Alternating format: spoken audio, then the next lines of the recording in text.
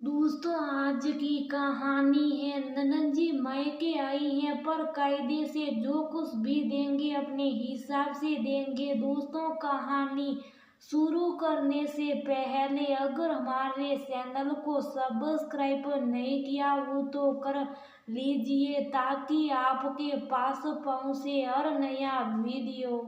अरे रूपाली दीदी, गैस को कम करो, देखो चाय ऊपर कर पतीले से बाहर आ रही है। रूपाली अपनी छोटी बहन रिया की आवाज सुनकर अपने ख्यालों की दुनिया से बाहर निकली और जल्दी से गैस को कम कर दिया। रसोई के पास में पड़ी टेबल की सफाई करना छोड़ रिया रूपाली के पास गई और रूपाली के दोनों हाथों को अपने हाथ में लेकर बोली, दीदी प्लीज, मैं जो भी बात आपसे पूछूं उस बात का सच सच जवाब देना, मुझसे कुछ मत छुपाना। मैं छोटी हूँ, कुछ नहीं समझूंगी, ये बात बोलकर बात को टाल मत देना। आपसे छोटी हूँ पर बच्ची नहीं हूँ, हर बात समझती हूँ और खासकर आपके तो छोटी छोटी बात को मैं समझ लेती हूँ कि आपके मन में क्या चल रहा। आप खुश हो कि उदास, ये मैं आपका चेहरा देखकर ही भाप लेती हूँ। रिया बोली, दीदी जब से आप मायके आई हो मैंने आपको देखा, आप थोड़े दिन तो बहुत खुश रहे, पर अब अचानक पिछले कुछ दिनों से बहुत ही बूझे बूझे और अपने ख्यालों में ही उदास से रहने लगे हो। आखिर ऐसी क्या बात हो गई दीदी? मुझसे कुछ गलती हो गई? मैंने कुछ आपको कुछ जाने अनजाने में कुछ बोल दिया, या फिर आपको बात बात पर माँ की याद आती है? दीदी जो भी है सब कुछ सच सच बताना। दीदी रूपाली अपनी छोटी बहन का इतना अपना तो बड़ा स्नेह और प्यार देकर बीपर पड़ी और रिया के गले से लगकर जोर जोर से रोने लगी। रिया ने भी अपनी बहन को गले से लगा लिया और उसके बालों में हाथ फेरते हुए बोली, दीदी आपके मन में जो भी दुख दर्द तकलीफ है उसको अपने आंसुओं से बह जाने दीजिए। आपके मन को थोड़ी राहत मिलेगी, मन शांत हो जाएगा। फिर हम आराम से बैठकर बातें करते हैं कि आखिर ऐसी कौन सी वजह जो आप इतना रो रही हैं। उस बात को लेकर थोड़ी देर में रूपाली ने अपने आप को थोड़ा शांत किया। रिया बोली, दीदी आप बाहर गार्डन में चल कर बैठिए, जहाँ हम माँ के साथ बैठकर चाय पीते हुए बातें करते थे। मैं ये चाय वहीं लेकर आती हूँ, चाय पीते हुए बातें करेंगे। रूपाली शांत मन से अपने घर के गार्डन में उस जगह जाकर बैठ गई जहाँ वह अपनी माँ के साथ अपने तन मन की बातें करते हुए अपनी जिंदगी के सबसे हसीन पल बिताती थी। पर 2 साल पहले रूपाली की माँ का अचानक स्वर्गवास हो गया था। माँ के जाने के बाद रूपाली पहली बार मायके आई थी। हालांकि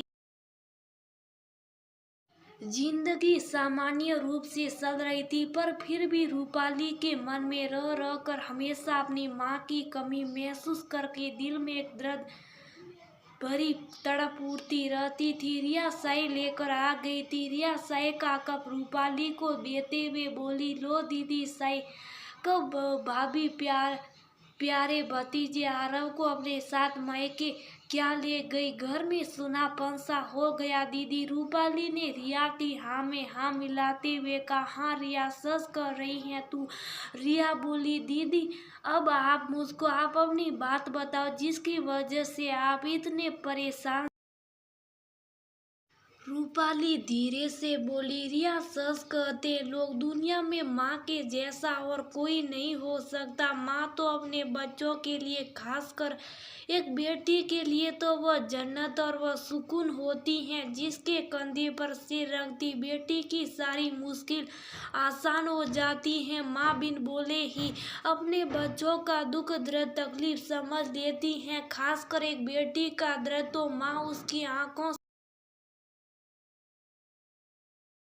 तुझे पता है पिछले कुछ साल पहले तेरे जीजा जी की नौकरी चली गई थी। मैं भयंकर आर्थिक तंगी के दौर से गुजर रही थी। ऊपर से मेरे भी पेट में दर्द रहने की शिकायत रहने लगी थी। डॉक्टर ने पथरी का दर्द बताया था।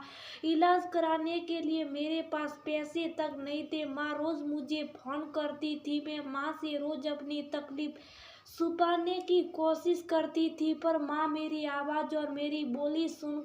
तुझे पता है रिया, माँ ने उस मुश्किल वक्त में मुझको एक दिन भी अकेले नहीं छोड़ा था। माँ ने मेरे मना करते करते पैसों से लेकर मेरे घर के राशन तक का पूरा भार कुछ महीनों के लिए अपने ऊपर उठा लिया था, और ऊपर से मुझको दर्द और तकलीफों से निकलने की ताकत देती थी। अपनी ममतामयी बोली से मुझको कभी टूटने नहीं दिया था। उस मुश्किल वक्त में माँ मेरी हमदर्द बनकर खड़ी हुई थी। मेरी हर एक छोटी सुबह भी माँ महसूस कर लेती थी। मेरे ससुराल वालों ने हम लोगों से किनारा कर लिया था, पर माँ ने हमको बीच मझधार में आकर थाम लिया था, और माँ के साथ का ही असर था। रिया, मेरी जिंदगी भी धीरे धीरे वापस अपनी पटरी पर लौट आई थी।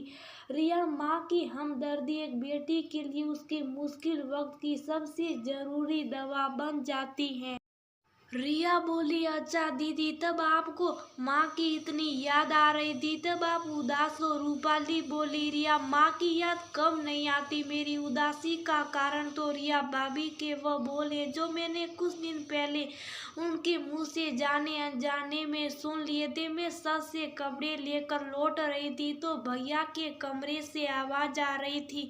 भाभी बोल रही थी, तुम्हारी बड़ी बहन रूपाली को तो मायके की हमदर्दी लेने की आदत पड़ी हुई है। अरे सारे दिन माँ जी को अपना दुखड़ा सुनाती रहती थी, और तुम्हारी माँ ने पूरा घर चौपट कर दिया अपनी बेटी की झूठी नौटंकी के पीछे। अभी भी देखो तुम्हारी बहन मायके आ तो गई है, पर मुंह देखो हमेशा लटका हुआ रहता। अरे अम्मा तो गई, पर अब इसको अपने भाई से भी हमदर्दी चाहिए, ताकि भाई भी इसकी झूठी नौटंकी में फंस जाए और बहन की मदद करने को भागी। और मायके आई हैं पर कायदे से ही देंगे, जो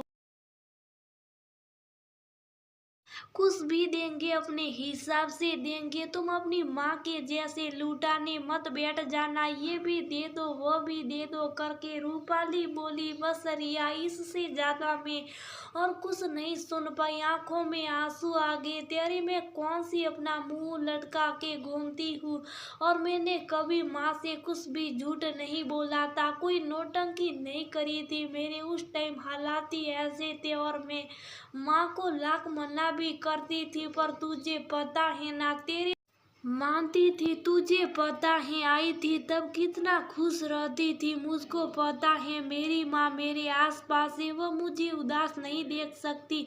हालांकि मन उदास तो रहता, माँ की कमी बहुत महसूस होती है। सच में एक बेटी अपने मन की बात अपनी माँ के अलावा किसी से भी नहीं कह सकती। अगर किसी से कह दे तो लोग उसको गलत तरीके से ले लेते। मैंने तो भाभी से बस इतना कहा था कि भाभी, बस अब थोड़े दिन में मैं वापस ससुराल जाऊंगी।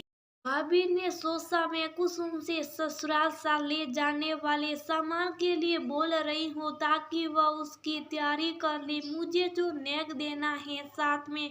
रूपाली रोते हुए बोली, मुझको तो लगता है रिया भाई भी अब वैसा नहीं रहा। वो भी भाभी के बोल बोलने लगा है। उस दिन सिर्फ भाभी की बात सुन रहा था, उसको कुछ भी नहीं बोल रहा था कि तुम गलत बोल रही हो, मेरी बहन ऐसी नहीं है। उसने ऐसा कुछ भी नहीं बोला, वो भी मुझको शायद झूठी ही समझता है।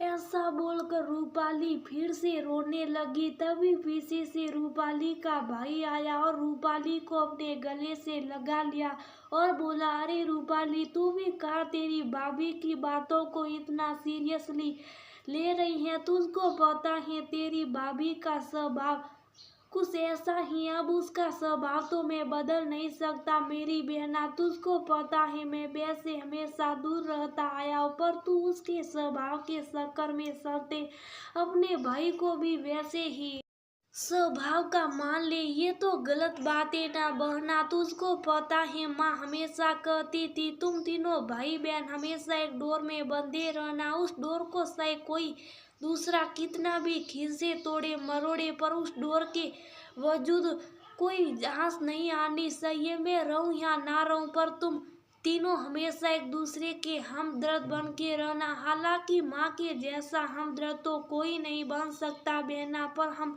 कोशिश जरूर करेंगे हमेशा एक दूसरे के साथ खड़े रहने की। मैं हमेशा तेरे साथ रहूंगा।